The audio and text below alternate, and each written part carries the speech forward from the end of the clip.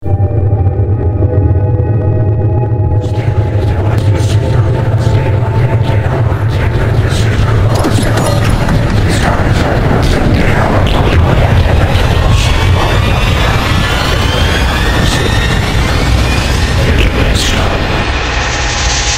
sahabat-sahabat, Assalamualaikum dan selamat sejahtera kepada semua pendengar.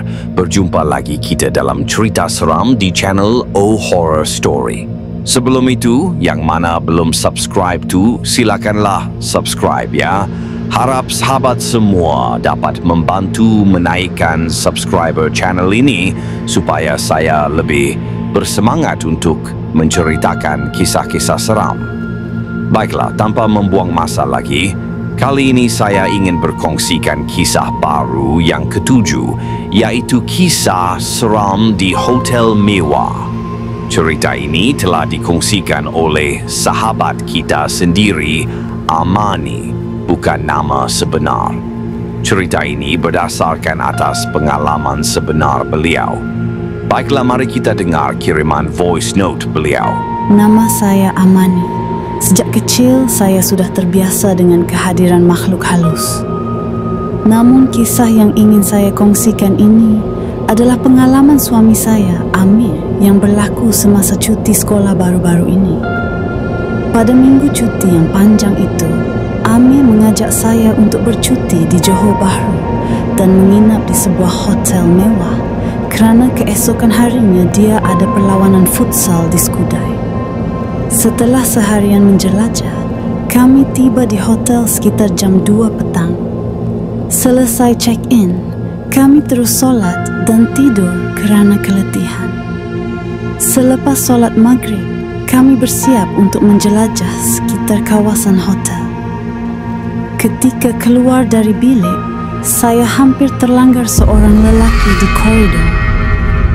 Namun, wajahnya kelihatan kosong dan dia tidak mengelak, terus berjalan ke biliknya. Saya memberitahu Amir tentang kejadian itu, tetapi dia menyuruh saya abaikan. Mungkin lelaki itu tidak perasan. Kami pun meneruskan malam itu dengan mencuba beberapa permainan di taman tema berhampiran sebelum pulang ke hotel sekitar pukul 10 malam. Setelah membersihkan diri, kami berbual seketika sebelum tertidur. Kebiasaannya saya akan tidur mengiring ke kanan dan sering terjaga jika di tempat baru. Setiap kali saya sering melihat jam di telepon. Pada sekitar pukul 2 pagi, saya terjaga dan mendapati bilik gelap gelita. Walhal lampu di toilet dan tepi TV masih terpasang sebelum tidur. Saya menganggap Amir memadamkan lampu kerana mungkin dia tidak selesa tidur dalam keadaan terang. Pukul 4 lebih. Saya terbangun lagi dan mendengar bunyi dari bilik air. Saya melihat Amir tiada di sebelah. Jadi saya terus menyambung tidur hingga subuh. Pada pukul 6.30 pagi, saya terjaga dan mengejutkan Amir untuk solat subuh. Namun, saya perasan tubuhnya panas dan wajahnya pucat. Dia hanya berkata tiada apa-apa dan terus bersiap untuk solat. Selepas solat, Amir menyuruh saya bersiap untuk sarapan dan check out. Saya kehairanan mengapa kami perlu sarapan awal sedangkan perlawanan bermula pada pukul 11 pagi. Amir berjanji untuk memberitahu saya semasa sarapan nanti. Ketika kami keluar dari bilik untuk sarapan, saya terpandang bilik lelaki yang hampir saya langgar semalam. Rupa-rupanya itu bukan bilik tetapi pintu ke bilik store. Saya pun memberitahu Amir. Dan dia berkata mungkin itu ujian untuk kami yang tidak kami sedar. Semasa sarapan, Amir pun menceritakan bahawa dia telah diganggu pada malam tadi. Saya terkejut mendengar cerita itu kerana saya tidak merasakan apa-apa yang aneh pun semalam. Amir berkata, sekitar pukul 3 pagi, dia terjaga dan mendapati bilik mereka gelap. Ketika itu, dia melihat seorang perempuan muncul dari dinding sebelah saya dan berdiri di kakinya.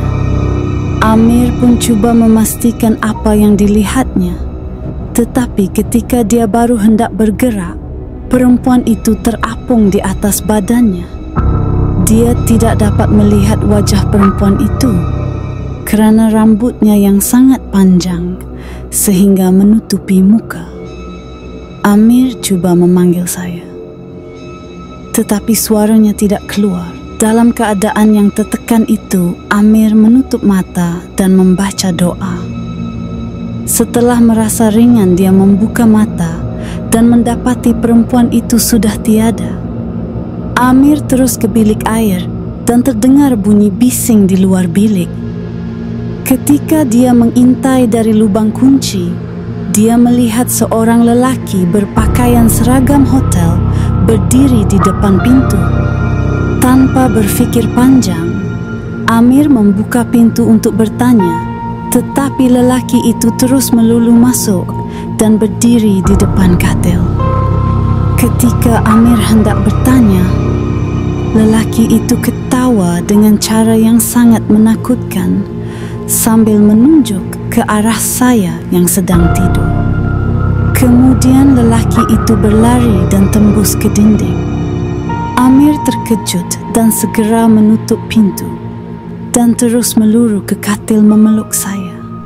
Selepas mendengar cerita Amir, saya terkejut kerana selama ini hanya mendengar pengalaman dari orang lain saja. Tetapi kali ini kami juga mengalami situasi yang seram. Setelah check out, kami pergi ke perlawanan futsal di Skudai dan selesai sekitar pukul 3 petang. Dalam perjalanan pulang, Amir memberitahu bahawa seorang kenalannya bertanya di mana kami menginap malam tadi. Setelah Amir memberitahu nama hotel, kenalannya berkata, ramai orang tahu hotel itu terkenal dengan gangguan makhluk halus. Amir hanya tersenyum mendengar kata-kata rakannya. Saya sendiri tidak tahu apa yang harus dikatakan, tetapi pengalaman itu masih segar dalam ingatan kami. Kami berdua bersepakat untuk tidak menginap di hotel tersebut lagi. Sejak kejadian itu, saya lebih berhati-hati apabila memilih tempat penginapan. Walaupun hotel itu kelihatan mewah dan selesa, kami sedar bahawa tidak semua tempat selamat. Kisah ini menjadi pengajaran bagi kami untuk sentiasa peka dengan persekitaran dan tidak mengabaikan tanda-tanda aneh.